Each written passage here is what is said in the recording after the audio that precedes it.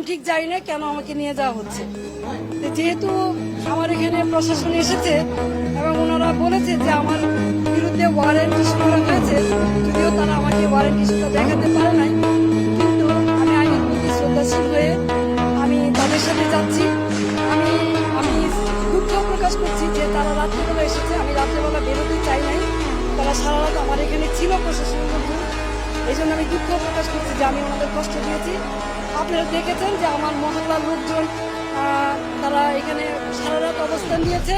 আমি আমার এলাকাবাসীকে, মহল্লাবাসীকে ধন্যবাদ দিতে চাই তাদের এই ভালোবাসার কারণে, যে আপনারা কোনো শৃঙ্খল আচরণ করেন নাই, শান্তভাবে।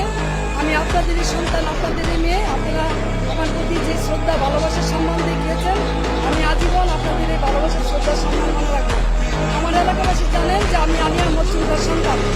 আমার বাবা সামনে রাজনীতি করেছে, গণমাধ্যমে রাজনীতি